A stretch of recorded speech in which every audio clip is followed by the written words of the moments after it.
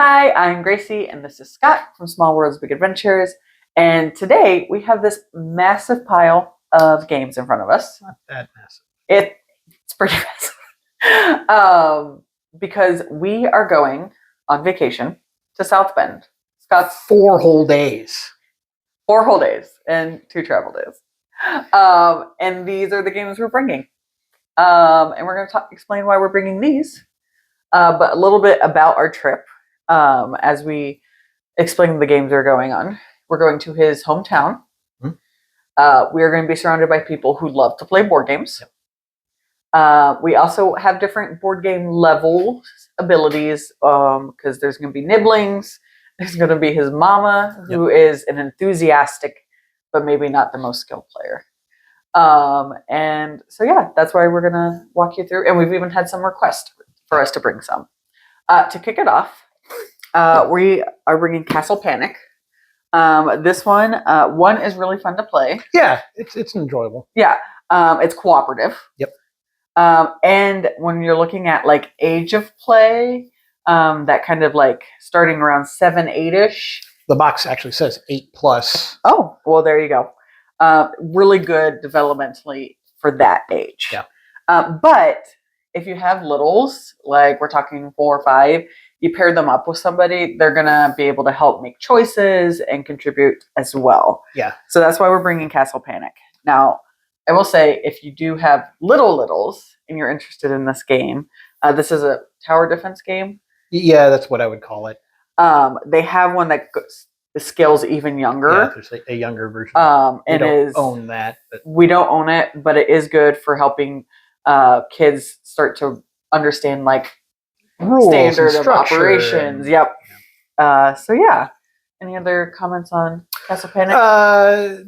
It's not my favorite game. It's For fine, sure. and I don't hate playing it. But we don't have a lot of games that kind of contend towards under 12. Certainly, Yeah. This is one of the few that we do that we feel comfortable. Yeah, especially if you haven't corrupted them from a young age. Yeah. If there's like children that don't play a lot of board games. And we have a review, I believe, for Castle Panic. And I think one of the things we mentioned is the game doesn't play that long, so their attention span can fit in there pretty good. The rules aren't that complex, especially if you're helping guide people through it and you're working together. It works really well. So it's a really good spot for that. Absolutely. All right. Our second game is Cartographers. 10 out of 10. Love this game. That's it. This one, on the other hand, is one of our favorite games. We really enjoy it. That's one of the reasons for bringing it. A couple of the other reasons is, one, we played this and we're comfortable enough that this also could skew for some of our fairly younger family members. I believe the box says ages 10 and up for this. The other real big advantage to this is it scales to multiple players real well. Pretty much infinitely. And it plays pretty quick. So just about anybody can play. If we've got 6, 7, 8 people, we can pull this out and everybody can contribute and enjoy playing. And that's a great thing. Not a lot of games can do that. Yeah. But yeah, super easy. Ultimately, you just need the little pads and the cards, and it's very small. Like, we are traveling via car. We don't have to worry about space. But if you're worried about like taking it on a plane or something, goes into luggage or even a carry-on or something. Similar to that is Railroad. Railroad Inc., which is a recent purchase.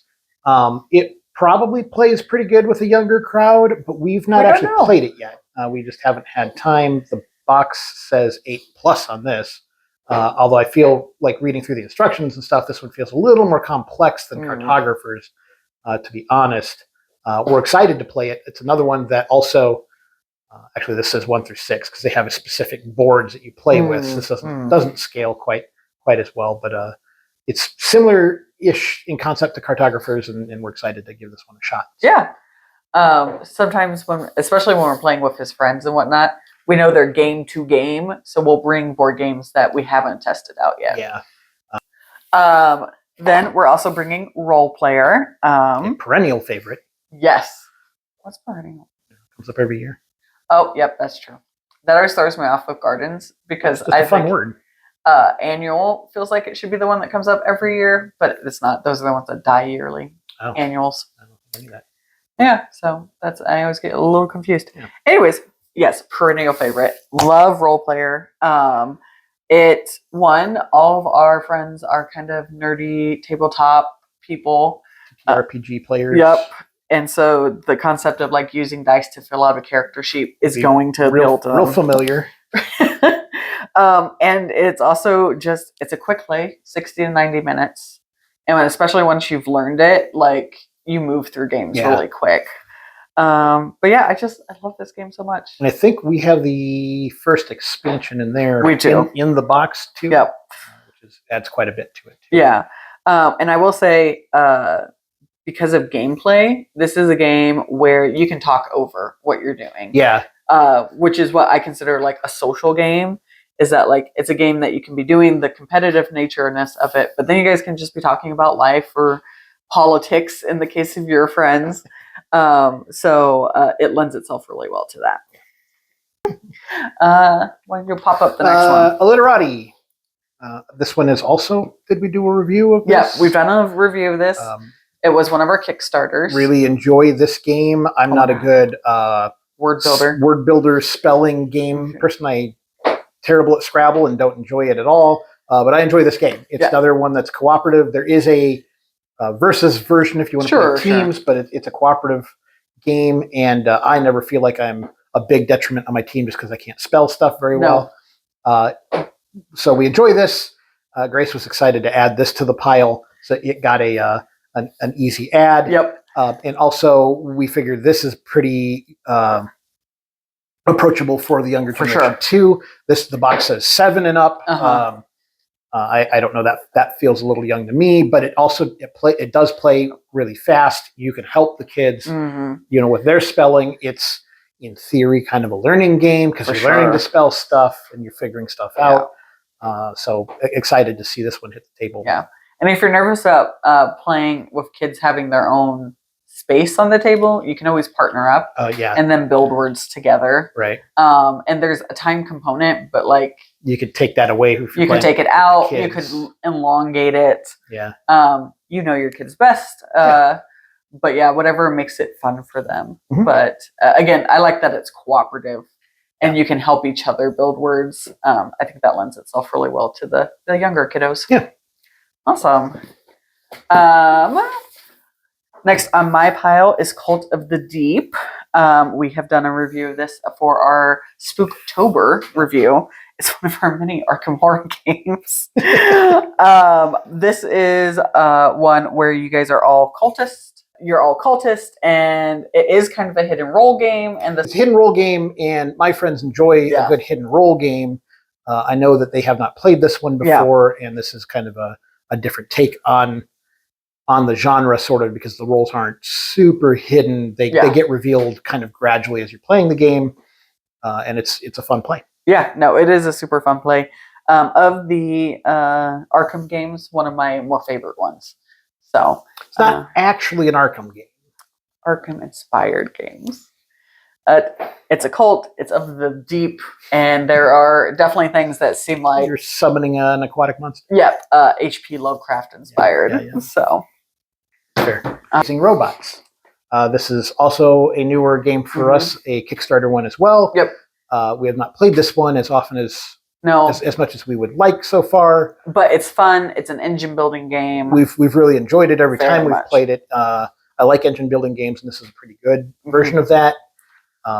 We have a review and a walkthrough of this. A review and walkthrough of this, which is great. So check down below, get that notification bell. And this is one that I think a lot of the people who are really into the board games are going to enjoy. Yeah. It's a more complex one. So some of family members aren't going to be interested in this, but ages 14 and up, which feels more appropriate. But it's a fun game. The art's cool. And I like a good engine building game, and this is for sure. We had debated shortly whether we'd take this or Fantastic Factories, and we love both games, but we've played this fewer times than Fantastic Factories, so we figured we'd take this and get maybe another game or two in. For sure. Right. So Rear Window is almost a request. This is a new purchase. Yep. Mainly because I saw it on Amazon for quite cheap, and it tickled my fancy. And we literally have not played this yet. Have not, no. I have read the rules, and it looks exciting and fun to play. Well, maybe not exciting, but it looks fun to play. It is a game in a similar vein to Mysterium, which is Yeah. another game that we have reviewed. And we like playing. We love playing. We love playing where one player is sort of the gamekeeper who is putting out cards that you have to then interpret essentially. Yeah. It is based off of the Alfred Hitchcock movie from, I don't know, 100 years ago, I guess. Not 100 years ago. But and I have cinephiles in my friend group who are excited to play this just on the fact that it is an Alfred Hitchcock game by itself. Whereas when he told me and Des that he got this, we were both like, rear window, the game. I'm sure it's going to be a lot of fun, especially if it plays like Mysterium. But it got a little more jest from us than excitement. Yeah, which very valid, I think. But excited to play it. It looks fun, and this is a good opportunity to give it a try. Now, I will say, looking at the games we have pulled out, almost everything is 90 minutes-ish, especially if you know how to play it. Yeah. This last one, you guys are no strangers to. It's our favorite game of all time, probably on both of our lists. It will take 3 hours to play. It's effectively an hour per player. Yep. Is our experience. It is a very narrative, complex role-playing game. Role-playing? No. I mean, it's a worker placement game. Yeah, worker placement at heart. We are bringing this because it was requested. Not just because we really enjoy the game. It was actually specifically requested. The downside to this versus really any of them is the length of play, the massive space it takes in your luggage and on a table. But having said that, if you have people who are willing to give it a try, they're going to love it. Yeah. My best friend Sarah, she heard us describe it and she's like, I want to play. She loved it. Anyone who's played it has been like, this is a really great game. But it's maybe not an automatic vacation game. No, there's a lot of reasons why it probably shouldn't go on vacation, but we're taking it. One of them, and that's the fear for a lot of these games, is, it's got a lot of little pieces, and if I leave those behind, then I've maybe lost that piece, or it's hard to get back, or whatever. Space. This one's a big box. The space. It's also not a light box. Not a light box. But again, we're traveling in our car. They'll live in the back of our car until they get played. You'd mentioned it. If we're playing with 4 people, we're looking at 3 to 4 hours, which that's a block of time you've got to set aside somehow on your vacation to actually play. The space it takes on a table. Oh, I got isn't that big a deal sometimes, but we have a gaming table. Yeah. My parents have a big dining room table, so that wouldn't be a bad spot to play it. But if you're in a small hotel room or something, this game is hard to play. Yep. But it will be fun. Yeah. So through the power of editing, our vacation is now over. Figured we'd give you an update on games we played and games we didn't. Kind of what went down with some of that.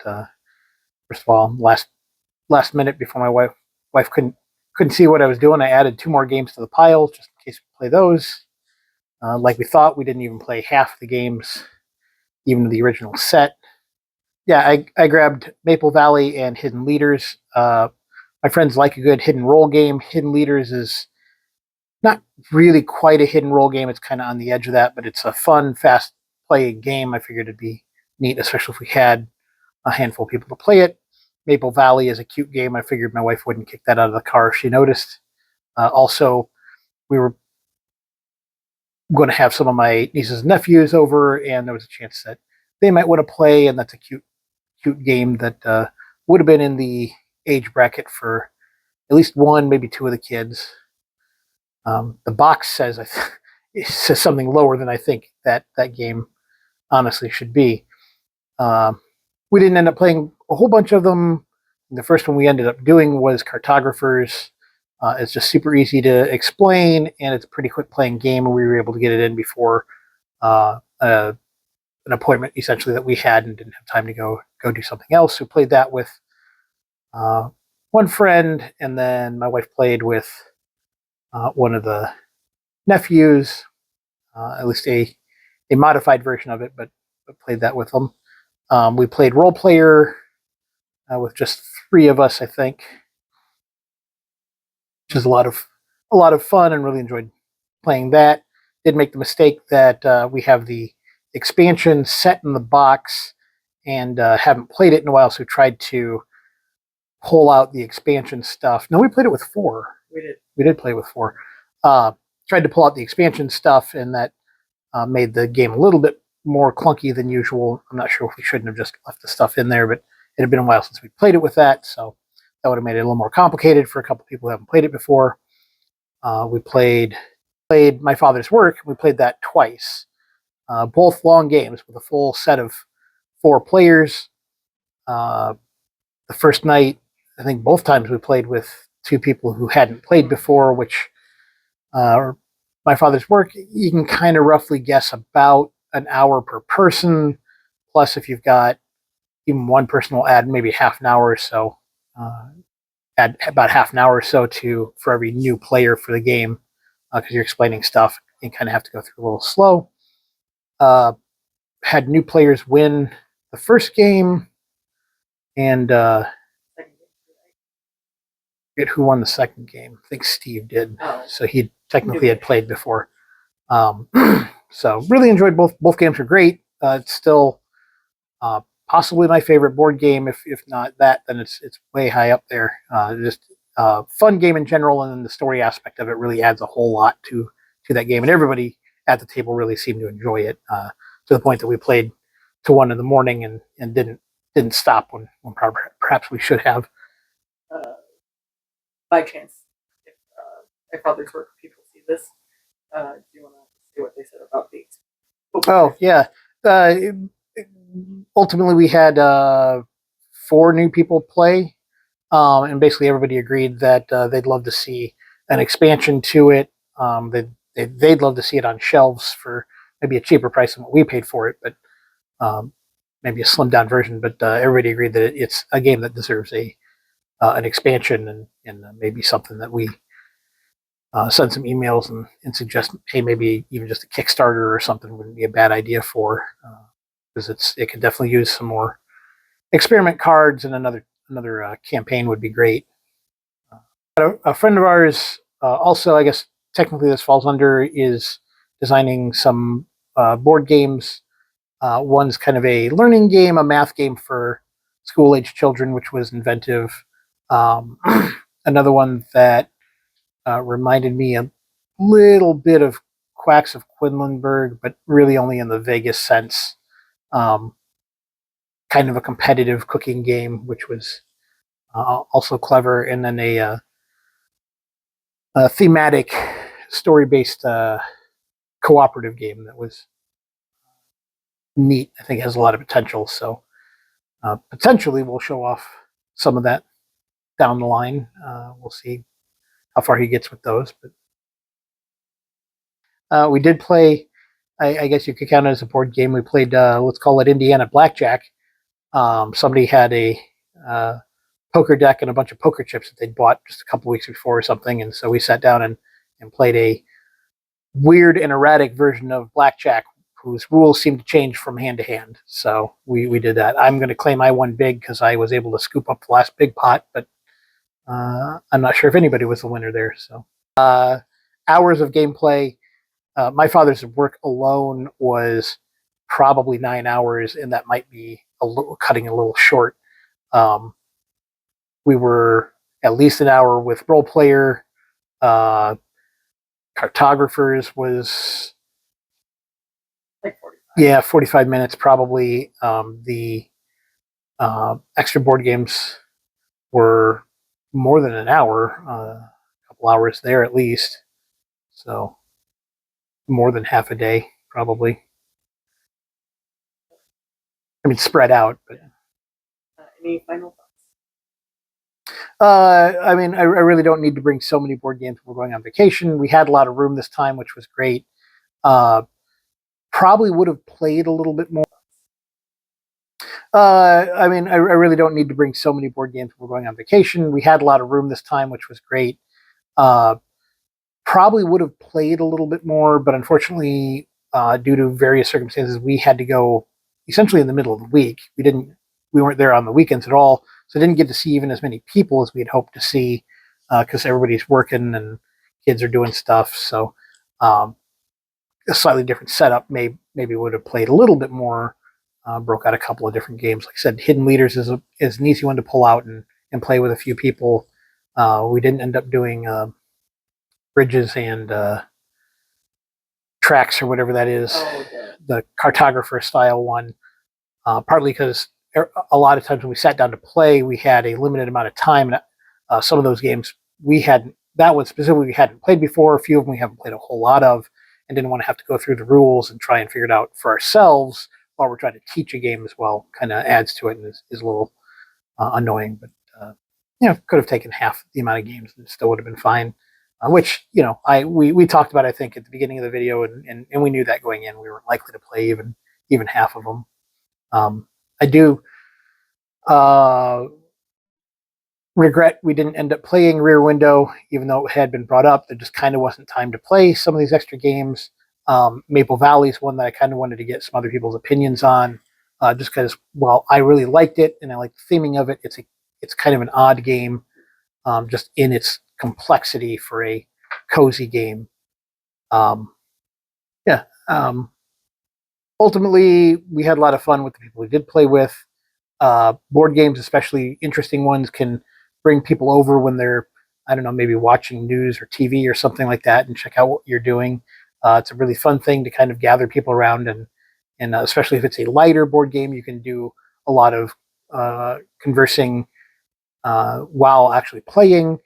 So, on your next trip, bring a board game, maybe something small or something that you think a bunch of people will enjoy, and just try it out.